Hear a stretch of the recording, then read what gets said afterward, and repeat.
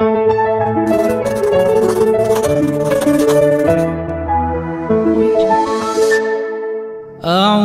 بالله من الشيطان الرجيم. بسم الله الرحمن الرحيم.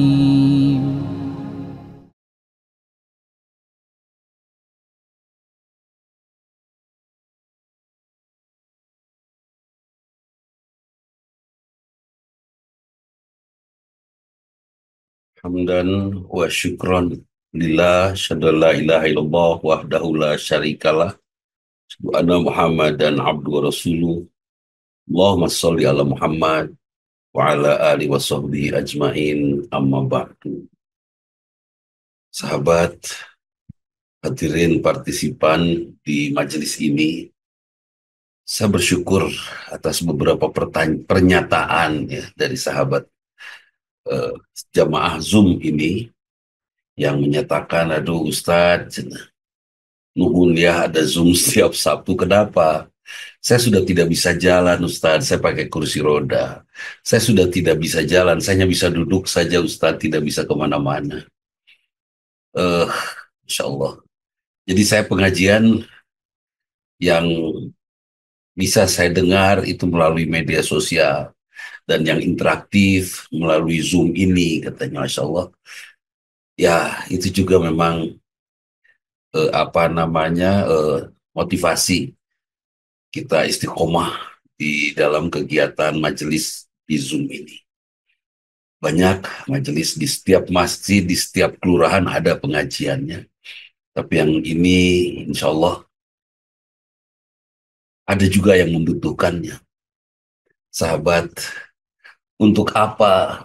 Ya, kalau di usia senja mungkin kita semua berpikir ini untuk beberes ya. Beberes, membereskan sesuatu yang tidak sempat dibereskan pada saat kita masih beraktivitas tinggi. Sekarang ini kesempatan untuk kita, paling tidak kalau tidak 100 hal kita tahu, kita berjuang untuk tahu 1-2 hal saja untuk bisa membuat kita pantas pulang dalam kasih sayang Allah. Ulah teuing, jangan terlalu tidak. Bahkan jangan pernah berkata tidak mau untuk mengenali Allah. Kalau kita tidak kenal kepada Allah, kita mau pulang kemana? Sebut saja ketika seorang bertengkar, itu yang bertengkar itu 2 hamba Allah, ciptaan Allah. Pas ya memperebutkan sesuatu yang bukan milik dia. Iya kan? Sebut saja 2 orang wanita memperebutkan seorang laki-laki, atau sebaliknya 2 orang laki-laki memperebutkan seorang wanita. Dia bertengkar keras untuk memperebutkan yang bukan milik dia. Kemudian siapa yang bertengkarnya? Yang bertengkarnya adalah hawa nafsunya. Hawa nafsu yang membuka gerbang lebar, pintu lebar untuk membuat setan menggoda, yuwaswis ya. Yuwaswisu fi sudurinas. Nah, untuk memperkecil gerbang jiwa kita agar setan tidak ikut diskusi pada setiap keputusan kita, tidak ikut masuk ke dalam jiwa kita dan diskusi di dalam jiwa kita, kita coba untuk mengimbanginya dengan penambahan-penambahan ilmu yang mungkin kita sudah tahu, tapi keikhlasan kita duduk untuk menyimak adalah keikhlasan yang membuat Allah ridho kepada kita. Mungkin di sini ada beberapa ustadz, asatidz yang ikut gabung. Mungkin sudah tahu apa yang akan disampaikan oleh saya, oleh siapapun para pembicara di sini, insan sumber yang hadir di sini, oleh Ibu Imas. Mungkin sudah tahu apa yang disampaikan itu. Tapi keikhlasan kita untuk menyimaknya, mudah-mudahan ini menjadi berkah. Yang keberkahannya membuat kita memperkecil gerbang jendela kita untuk membuat setan laknatullah mudah berbisik ke dalam hati kita. Nah, bisikan ini kadang-kadang merasuk ke dalam hawa nafsu kita, kemudian secara spontan kita mengucapkan sesuatu.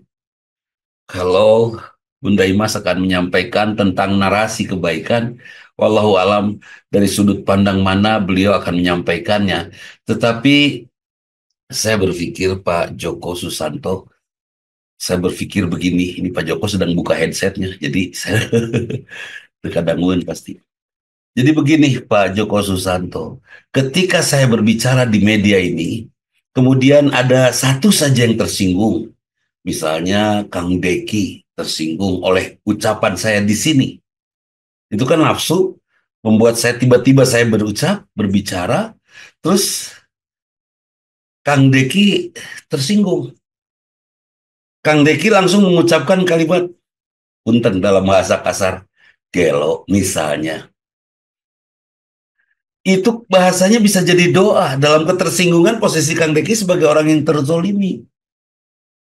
Orang yang dizolimi seperti itu, doanya diijabah, nauzubillah summa nauzubillah. Nah ini yang harus kita waspadai, hati-hati bertutur, hati-hati berucap, hati-hati mengambil kesimpulan dari satu kejadian, hati-hati mengomentari sesuatu, hati-hati ya apapun. Kemudian di sini juga ada yang tersinggung, misalnya Pak Wahyu Hidayat tersinggung oleh saya. Dan Pak Wahyu Hidayat kenal baik dengan saya. Setelah itu saya meninggal. Pak Wahyu hanya bicara, dan sewaktu nak. Udah waktunya, Dudima udah kudu meninggal, memang terpantas hirup nage misalnya. Terus Pak Wahyu tidak datang tidak takziah, tidak mendoakan saya. Padahal wallahu alam Pak Maman, mungkin doa Pak Wahyu Hidayatlah yang akan diijabah oleh Allah takdirnya. Dan Pak Wahyu tidak mendoakan saya karena ketersinggungan. Nauzubillah summa nauzubillah. Mungkin saya akan kehilangan banyak kesempatan. Karena itu kehadiran kita di sini saling mendukung satu sama lain. Insya Allah ya. Kemarin juga tidak mau beliau saya sebut namanya, dia hadir di sini. Dia yang pernah berebut waris, ya, menonton saudaranya bertengkar rebutan waris, bukan rebutan. Ya pokoknya kisruh tentang waris, tiba-tiba kisruhnya hawa nafsu mereka yang bertengkar, tiba-tiba reda itu semuanya karena datang apa banjir bandang. Langsung kapan nafsu itu akan tiarap? Nafsu itu tiarap pada saat musibah datang. Tiba-tiba berhenti nafsu itu. Kemudian satu sama lain saling menanyakan saudaranya, si itu kumaha, si itu kumaha. Hilang nafsu itu. Boleh jadi musibah itu oleh Allah diberikan untuk meredakan hawa nafsu kita.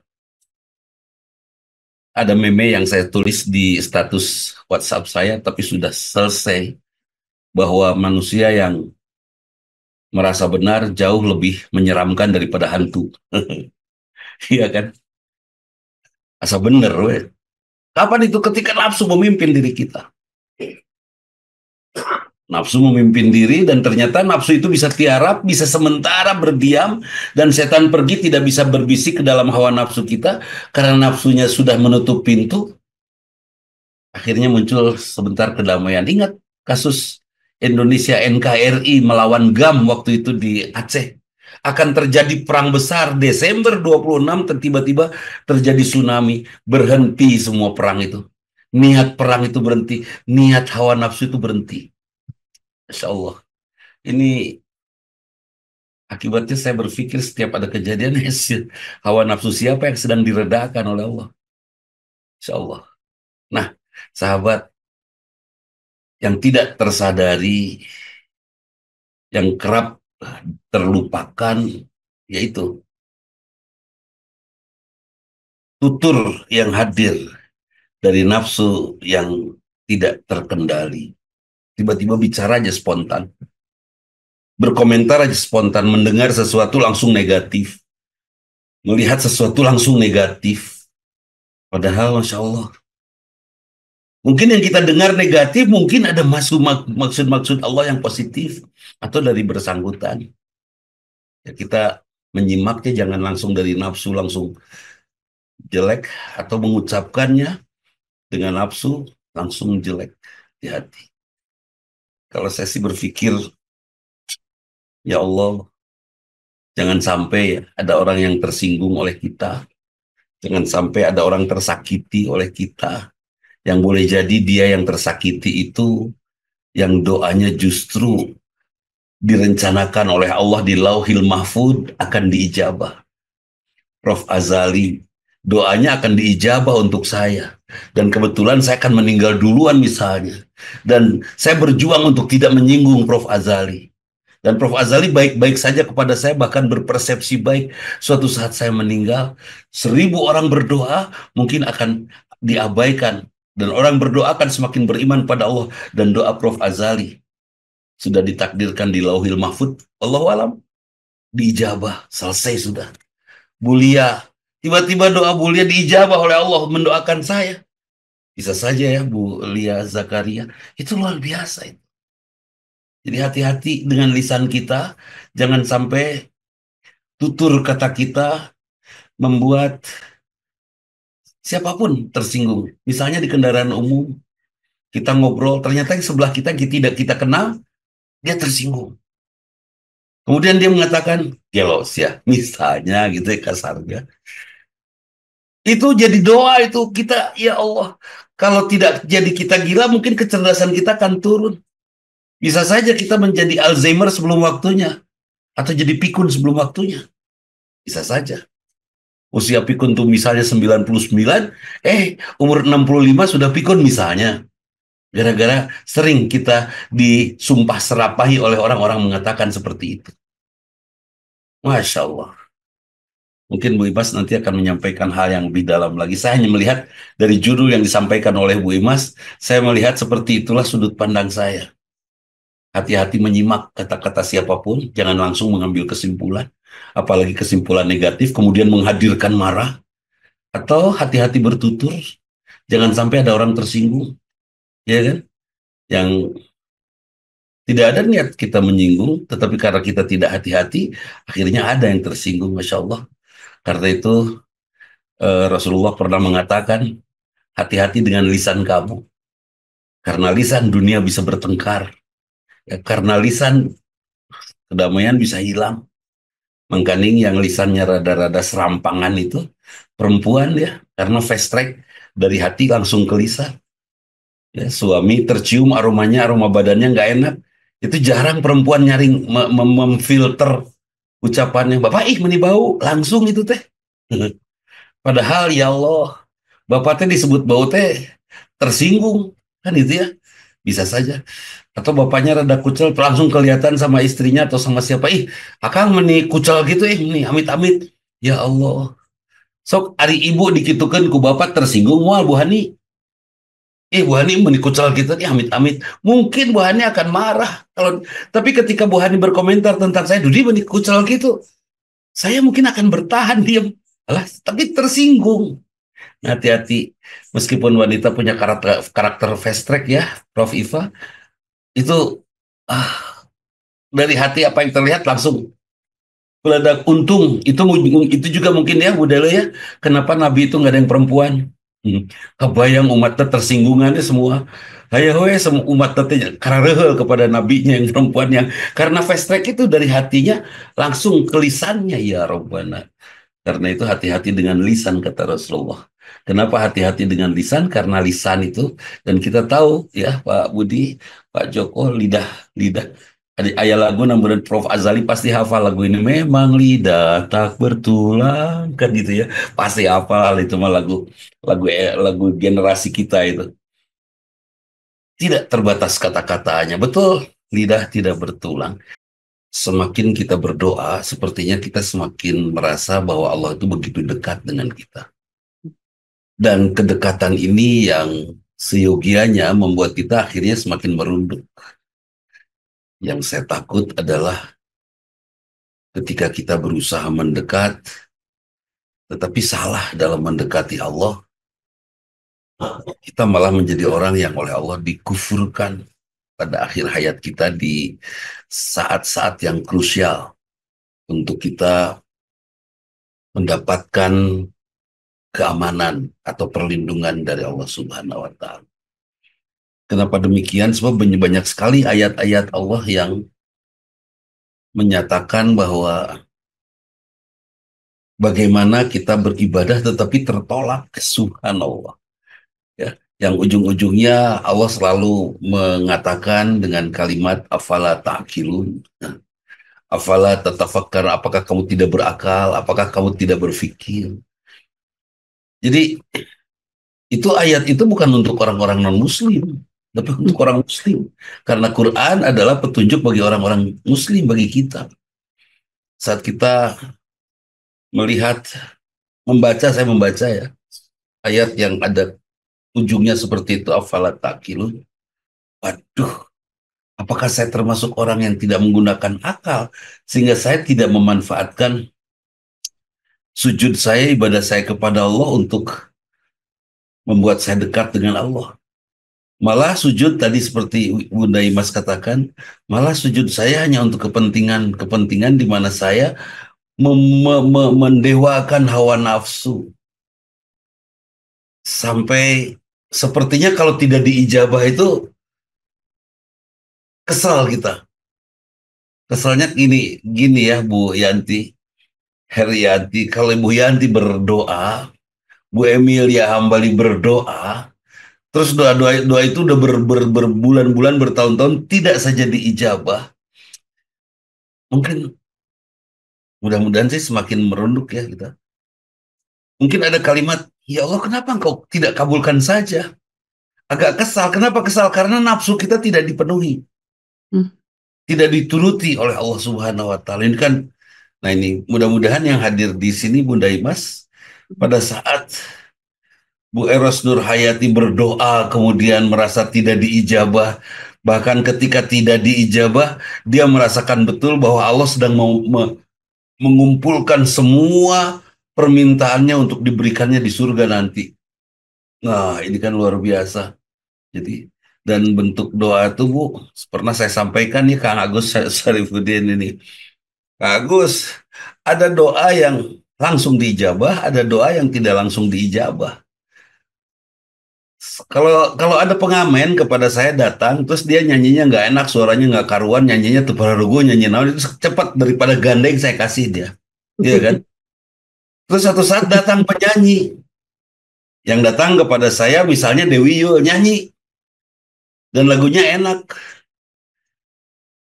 Apa yang saya lakukan? Apakah saya langsung membayar? Sebut saja dia sedang drama untuk menjadi pengamen di jalan. Itu saya langsung bayar? Tidak. Saya akan minta lagu kedua. Saya akan minta lagu ketiga. Saya minta lagu keempat sampai terpuaskan saya. Baru saya kasih gitu kan. Kenapa? Mungkin ketika doa-doa kita tidak diijabah, mungkin ada tangan kita yang belum bersih ya, Bu Imas ya. Ada lisan kita yang belum bersih, pendengaran, penglihatan kita yang belum bersih, atau Allah sedang sangat suka kepada doa-doa kita. Allah sangat ingin terus berkenalan dengan Ibu Angke. Terus itu Bu Angke, Allah tuh pengen ngobrol sama Bu Angke itu. Pengen terus saja. Allah pengen terus ngobrol sama Bu Hani, Bu Emma. Pengen terus ngobrol. So, kalau sudah dipenuhi berhenti itu doanya. Ya Allah, cukup dengan terima kasih untuk telah ijabah. Udah aja, lupa sampai selesai. Apa terpenuhi, selesai ya Kang Pun sudah selesai. Nanti ada butuh lagi baru berdoa lagi. Masya Allah. Sampai akhirnya saya bertanya ini urusan doa ini, urusannya betul-betul dimulai dari lisan kita yang terbiasa baik ya. Narasinya harus bagus terus. Dan narasi itu tidak saja kata-kata, gerak badan kita juga harus bagus. Kita juga harus mendengar yang bagus-bagus. Meskipun ada kalimat yang buruk dan menyakitkan, kita harus mampu mempersepsinya dengan bahasa yang bagus ya, Pak Wahyu Widayat. Itu semuanya akan bagus. Kita dengar, baru kita berdoa. Dan ketika kita mendengar, melihat, mengucapkan sesuatu yang bagus, doa kita pun tidak akan macam-macam. Dan yang saya khawatir, doa kita betul-betul, Pak Dadang, itu tidak didengar oleh Allah. Kenapa? Karena kita hanya berdoa untuk memenuhi nafsu kita, tanpa kita berjuang untuk mendekati Allah. Padahal fungsi dari doa itu, inni Tawasul. la'allahum yarsyudun, ya, untuk mendekatkan diri kepada Allah. Fungsi daripada doa itu. Dan ketika Bunda Imas tadi menyampaikan beberapa teks doa yang insya Allah nanti di WhatsApp saja kepada beliau, kita ucapkan, kita dawamkan terus. Dan Bunda Imas tadi ada yang menyampaikan nomornya Bunda Imas di chat, bisa dibuka chat WhatsApp, ini chat Zoom-nya. Nah, Masya Allah, itu ucapkan terus, dawamkan terus doa itu, mudah-mudahan eh itu membuat kita semakin dekat. Ya Kang Agus ya, kita harus terus, Kang Agus Sarifuddin, terus berbuat baik. Karena saya tidak tahu meninggal saya dalam keadaan bagus atau keadaan buruk, Pak Ucup Supriyatna, Masya Allah. Saya takut itu. Karena saya tidak tahu, maka yang saya lakukan adalah menyempitkan waktu untuk berbuat salah. Setiap, jangan ya, tek tek tek tek tek, wa idza faragta fansub, apabila selesai berbuat baik yang ini segera lakukan yang lain. Itu kalimatnya, segera lakukan yang lain. Bisi di sela-sela itu ada yang salah yang membuat kita pulang dalam keadaan salah. Nauzubillah min dzalik. Insya Allah, mudah-mudahan ikhtiar kita seperti ikhtiar kita malam ini ikut pengajian. Judulnya ini pengajian ya Pak Maman Surjana, ini pengajian Pak Maman. Mudah-mudahan ikut kita ke pengajian ini, nilai tambah, nilai tambah, nilai tambah. Tapi tidak mustahil di tengah nilai-nilai yang sudah tambah, nilai kita sudah 100, sudah pol ini. Tapi ada sela-sela. Dan di sela-sela itu setan mengambil kesempatan bersama malaikat Israel. Israel mencabut nyawa, setan memurtadkan kita. Nauzubillah min dzalik. Bareng-bareng gitu. Nauzubillah min dzalik. Ini yang gitu. Karena itu bagus kalau menghubungi Bunda Imas untuk meminta catatan-catatan doanya untuk kita. Bawalah ya, bawa hari ini, minggu ini ada doa yang dilaminating terus dibawa-bawa. Sil saja. Nanti minggu depan kalau sudah kita dawamkan doa yang itu, dawamkan doa yang lain lagi kita bawa. Eta Kang Deki. Kematian itu tidak perlu disiapkan. Karena kita insya Allah sudah siap menghadapi kematian karena kita muslim. Tapi kematian itu harus diwaspadai. Jangan sampai Kang Pupun kita pulang dalam keadaan salah. Itu kebayang tuh. Saya pulang dalam keadaan saya nipu misalnya. Nauzubillah min dzalik. Masya Allah, ini menakutkan. Itu Bunda Imas Satur Nuhun yang sekarang ini sedang saya khawatirkan.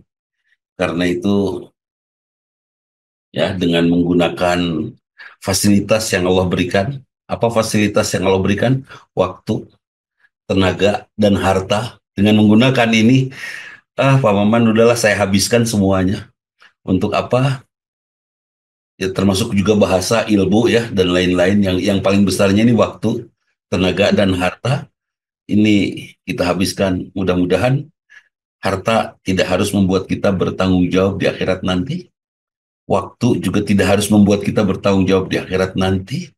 Tenaga juga kan nanti Kang Agus akan pensiun mungkin dari seragam itu. Kang Agus pada saat pensiun jangan berkata berhenti untuk bertugas ya. Kita tetap akan melakukan kebaikan, kita waspadai. Jangan mentang-mentang pensiun, hayo we, moyan gagaro, jangan. Lakukan terus kebaikan. Ta Prof Azalita, Yuswa Sabara tidak pernah pensiun, itu terus saja. Sampai banyak sekali anak-anak kecil yang bisa tersenyum di hadapan karena dokter anak, bisa tersenyum di hadapan Profesor Azali. Ini kan luar biasa itu. Masih bisa, bahasanya masih bisa menyambung dengan anak umur 5 tahun, 6 tahun. Itu juara itu. Artinya tidak akan ada waktu yang kita sia-siakan. Kalau tidak ada yang bisa kita kerjakan, sudah selesai. Apalagi atuh kan itunya Bu Emanya. Ini udah selesai semua naon deh. Ya sudah, laminating itu doanya ditulis, baca aja doanya. Baca aja doanya. Dibesarkan tulisannya.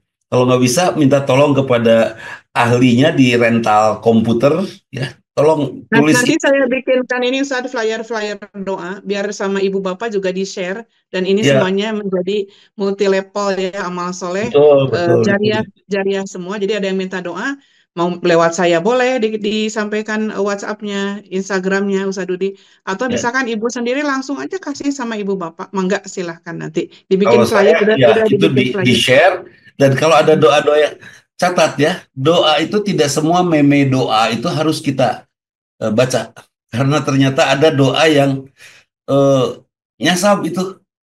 Bahasanya bagus tapi nyasab, Bu. Ya. Bumin hati-hati tahu ayo halus ya doa anak cenah. Iya, Bahasanya bagus tapi nyasar betul, betul. banyak banyak sekali. Hmm, Kalau Bunda Imas yang saya tahu mengutip doa-doa itu dari keterangan Rasulullah SAW yang mudah-mudahan sudah terseleksi ya karena Bun di kampus juga kita sering bertanya kepada ahli-ahlinya ya. Ini Betul. benar tuh ya hadisnya benar tuh doa itu suka gitu so Iya, betul. hati-hati kan. Nah, nanti memenya disebar melalui WhatsApp kita. Salah satunya kita print dan kita besarkan ya sebesar buku saku lah beberapa lembar. Sakuan aja. Ketika kita ada relax Pak Maman ini salah satu trik mewaspadai kepulangan. Bisik orang teh pulang dalam keadaan ngahulang ya Pak Supriyatna dari Tangerang ini jauh-jauh dari Tangerang datang ke Zoom. Zoom teh di dunia maya makanya Pak Supri itu jadi kita bisa bisa apa namanya bisa bisa bisa membacanya setiap saat Kang Sri Muhammad Salman ini aduh ini murid yang hilang bahkan sekarang gambarnya pun buram tah Sri Muhammad Salman mudah-mudahan apa namanya bisa bisa bisa selalu mendekatkan diri kepada Allah. Sudahlah prinsip-prinsip dalam hidup kita terus kita lakukan, pendirian-pendirian kita terus kita lakukan, tetapi jangan NPD tadi ya, Ya, narsistik nanti personality personality disorder. disorder jangan sampai seperti itu merasa diri paling benar.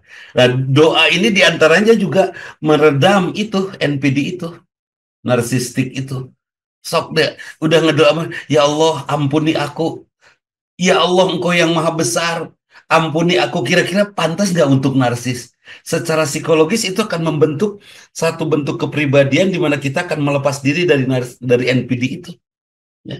Dan saya merasa orang-orang yang NPD itu tidak pernah berdoa sehingga nantinya sehingga dia yang merasa paling narsis, saya paling besar gitu kan. Dan Padahal NPD itu nggak akan sembuh, Ustadz, sebetulnya. bisa bisa Bu Ka- menurut ka- Ustadz Dudi mah. Kalau kalau dirinya tidak tahu bahwa itu NPD kan nggak akan bisa diobati. Kalau kita berobat ke dokter tidak tahu kita teh rietnya kenapa kan dokternya bingung mau kasih obat Orang-orang apa. NPD itu tidak bisa Mhm. disembuhkan karena tidak bisa konsultasi dan tidak mau terbuka konsultasi bahkan tidak Betul, mau berubah saat konsultasi kepada psikolog kan gitu ya. betul. Sekarang nggak usah pakai psikolog lah, ya sudah berdoa saja, biasakan berdoa. Mudah-mudahan dengan doa-doa itu bisa bisa apa namanya? Bisa kalau dia pahami doanya, kan itu firman Allah dan sabda Rasul ya. Dia pahami itu kemudian dia merendah di depan Allah dan Rasulnya saja sudah itu NPD-nya bisa teredam ya. Itu NPD-nya bisa teredam dan biasanya orang-orang NPD itu justru pika sebelum yang dia merasa paling benar tapi menurut banyak orang dia paling ngaco gitu loh. Itu. Jadi ya kalau saya juga kemudian NPD pada suatu saat saya berdiri di mimbar pang narsis nah kan pada saat turun dari mimbar baru merendah lagi kan itu ya. Nah ini kondisi yang harus betul-betul kita eh, pahami Kang Ucu Supriyatna bahwa doa itu bisa menyembuhkan banyak penyakit. Ustadz bener ya sakit saya bisa sembuh sama doa.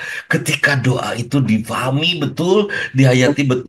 Sebut saja, nauzubillah min dalik, kita punya penyakit kanker misalnya. Pas penyakit kanker tidak bisa berdoa ya Allah.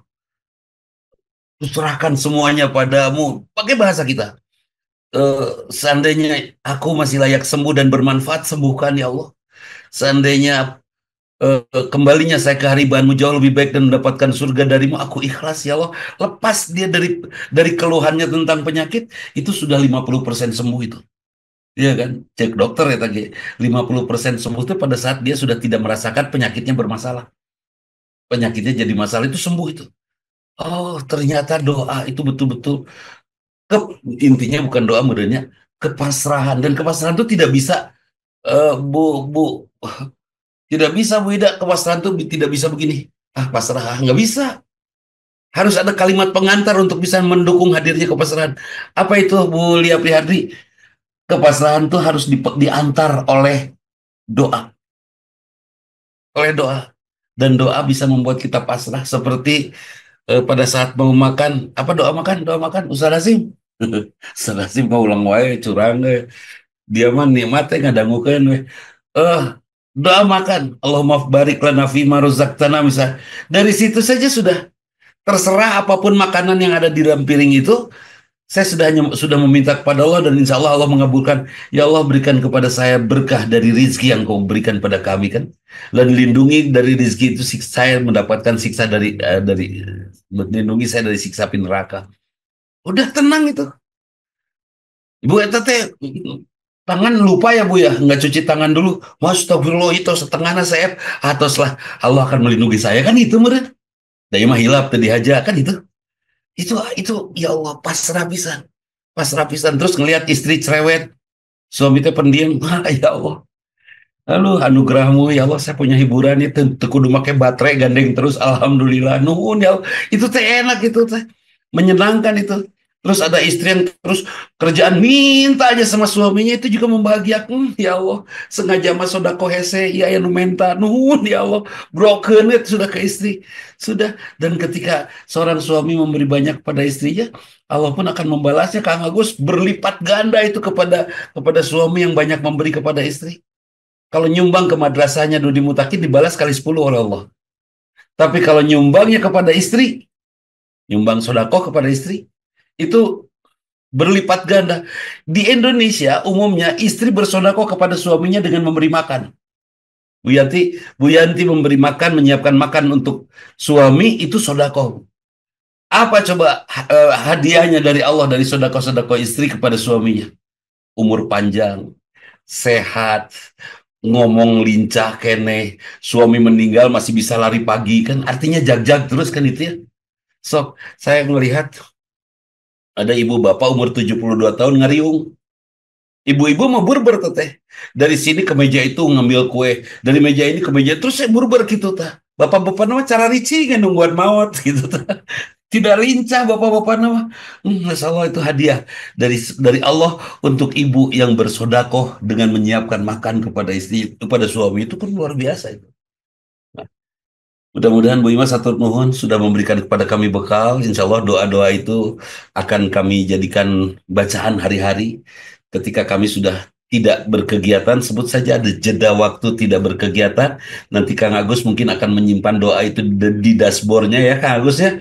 Di dashboard mobilnya pas sudah kan pakai supir jenderal atau mungkin jalan sendiri atau pakai supir kan supir nyupiran itu diselapkan di jok belakang sambil baca gitu kan itu luar biasa itu akan sangat luar biasa. Hatur nuhun Bunda Imas mengantarkan kami untuk menjadi orang yang dekat dengan Allah, mengantarkan kami untuk mewaspadai kematian, memberikan kepada kami bekal untuk bisa mengucapkan apa namanya untuk bisa melafalkan doa-doa yang dicontohkan oleh Rasulullah SAW.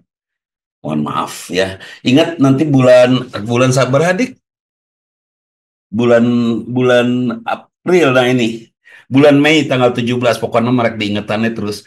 Bulan Mei tanggal 17 waktunya ba'da duhur di Masjid Tran bersama Fahrudin Faiz dan Ustaz Dedi Haryadi. Kita akan sama-sama ngumpul di sana. Ajak teman juga bolehlah kurang raramean di situ. Ya, mudah-mudahan ini memberikan manfaat yang besar bagi kita. Mangga Ustadz Ersyad Mutakin yang akan.